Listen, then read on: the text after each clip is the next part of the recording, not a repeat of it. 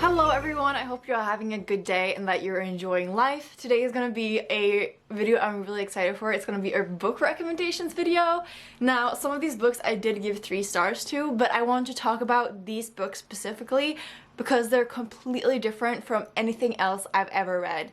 And I think sometimes when we read, we get so stuck in the same genres, the same narratives, and the same formats that it becomes kind of boring to pick another book within your favorite genres. So I have collected 10 books that I think are completely different from anything I've ever read, and it's a mix of everything. We have some magical realism, historical fiction, graphic novels, poetry collection. We have like everything just jumbled together, so there is something for you in here, I can guarantee that. The first book I want to talk about is Aaron by Simon P. Clarke. This book I read a really long time ago. It is classified as a middle grade, but I don't think someone who goes in middle grade would kind of understand this book at its depth. It's written in prose, and it's about this little boy called Aaron, and he meets this creature in the attic who wants him to tell stories, and then it kind of like develops from there. This is one of those stories that it doesn't actually achieve something, but it has so much depth and understanding what it's saying that you can get like a million meanings out of it. So it does have some magical elements, but in no way is that any part of what's happening in the book. It is so unique, and so I don't know, I remember this book really stuck with me, and it's one of the few middle grades that I really love, and I think anyone from any age can kind of read this and get something out of it. It's, yeah, so unique. I highly recommend it. Then we have a classic. This is A Clockwork Orange by Anthony Burgess. You've probably heard about this book. I actually dressed up as Alex for Halloween this year, and it was such a great time. I'll insert a picture. So this is basically about Alex, who is a 15-year-old boy, and he has this gang called the Droogs. All they do is basically like hang out at his milk bar, take drugs, beat up people, but then one day Alex gets captured by the police basically, and he gets tortured in a way that they make him watch all these terrible acts in order to cure him from his own madness. And this is a unique way in the way that author Burgess has created a completely new language called Nadsat, and there is a dictionary in the back, and it's definitely like a harder read because you need to kind of flip back and look at the words to see what it means, but you do get kind of by the context what the words are. I love this classic. It's one of my top 3 favorite classics of all time. I have read it 3 times now, I think, and it's because it is completely different, and I like what the book is saying. I like the brutality of the book. I like how they don't shy away from like hard topics. So many things in this is controversial, and you can like analyze it, and you can you can hate it, but it's an amazing book. I highly recommend you read this. After that, we have The Strange Library by Haruki Murakami. There's many special things about this. It is such an old story about this boy who wants to borrow a book at the library, but then the librarian traps him underground with this sheep human. It is such a weird book, and it's also written in a different format with very big text and also loads of graphics in it. So it's very different, it's very refreshing, and it's a quick read. It isn't like Haruki Murakami's best work, in my opinion, but it's definitely the weirdest. It's definitely like the most out there. It will make you think, it will make you laugh, it will make you feel so awkward. I actually really like this book, and I think it's really something different out there. Then we have The Buried Giant by Kazuo Ishiguro. I have only read 2 of his books, and I don't really like his writing. But I don't have any problem with his writing. The writing is beautiful, but I'm not a big fan of his books in general, so I don't think I'm going to read so much more about him, but he's a highly loved author, and in my opinion, the better of his books that I've read.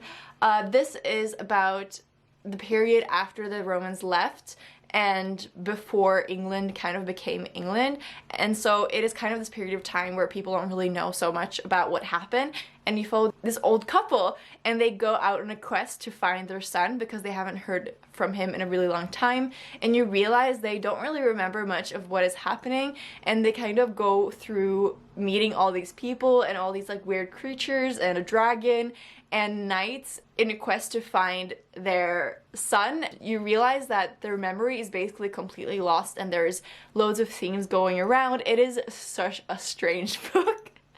You guys, it is so weird because I don't know, it's so weird, but it's also really beautifully written. And the more I think about this book and the more we talked about it in the book club that I was in when we were reading this, the more I kind of love and understand the books, and we had some really interesting discussions about memory and love, and the ending is amazing. It is amazing. It's kind of written like a fairy tale format, but it just has so many deep themes, and I think you should read this.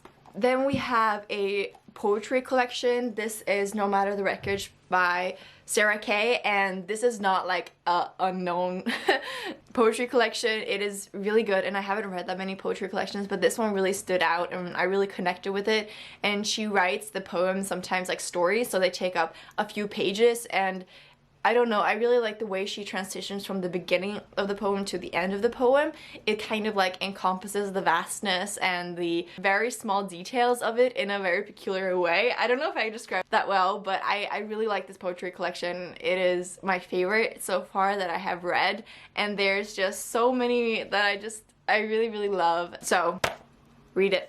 Then we have a young adult / historical fiction. This is Daisy Jones and the Six by Taylor Jenkins Reid, which is a newer release actually, and I would highly recommend you listen to this for the audiobook because it is written like a script for a movie or something like that, so it doesn't really make sense if you read it. I think I still haven't read the physical, but I do recommend the audiobook either way for it to make sense. So this is basically about Daisy Jones and how she meets the band The Six, and all these characters that are in the band and kind of their journey through how they meet and how they split up and all the intrigues that are within the band. So not only does this have an interesting format, but it also has a very cool reveal at the end as to who is telling the story. And I also really liked how whenever something happens like with drama within the group, every single person has a different point of view as to what actually happened or how they perceive the situation, and you realize that like everything that is happening is subjective and you can't really determine what is right and what is wrong and how things happen in history, and especially between people. Is definitely like one of the best, if not the best audiobook I have ever listened to, and I cried a lot. It was really good. I highly recommend you check this out. It just felt really real, you know, like it actually was a band that actually existed, and this was actually like interviews of those people. Then we have another middle grade. This is Perry Yee and Me by Ross Montgomery. This is about this young girl who basically finds this alien in the ocean, and she has always wanted a little brother, and so when this alien comes, they become really, really close, and it becomes like a brother to her, and it is so cool. But the only problem is that Perry Yee, the little alien, is basically growing every single day, and some things start to evolve. And the only bad thing about this book is kind of like how it tackles the issues of something on a global or like international scale of like what happens when this animal or alien starts to grow. It's kind of like like it wouldn't really happen like that, but it is also a middle grade, so things are blown into proportion and taking a different perspective. But it's just a very touching story between two friends in a middle grade setting, and how it resolves is very cute and very lovely. I don't know. I really like this book. And that comes from someone who doesn't like middle grade, so consider that. Then we have a huge graphic novel. This is The Gigantic Beard That Was Evil. So it's about this little town where everyone is super proper and organized, everything is controlled, and then one day this character, the main character, this guy, starts to grow a beard that just won't stop growing. And when I read this, I just thought it was so cute, so funny, and then it's like a perfect commentary on, I don't know, our world and loads of things. I don't particularly remember the end of this, and I bought it because I found it at a secondhand store super cheap, otherwise it would have been really expensive. But it was just one of those stories that I really enjoyed it, and the artwork is kind of dark and sketchy. And I just find the concept really funny, how there's a beard that doesn't stop growing, and the way that it kind of switches at the end was very interesting, and I really like that. So, recommend this graphic novel. Alright, I only have 2 more books to talk about. The first one is Crimson by Ninok Corneliusen, and this is a translated book from Greenlandic, I think. So it takes place in Greenland, and it's about the same period of time that all these characters experience. So there's a character list in the beginning of all the characters' point of views that you're going to read from, and they all kind of are connected somehow, and you get to follow the perspective of all these characters as they're going through different things in a similar situation or setting.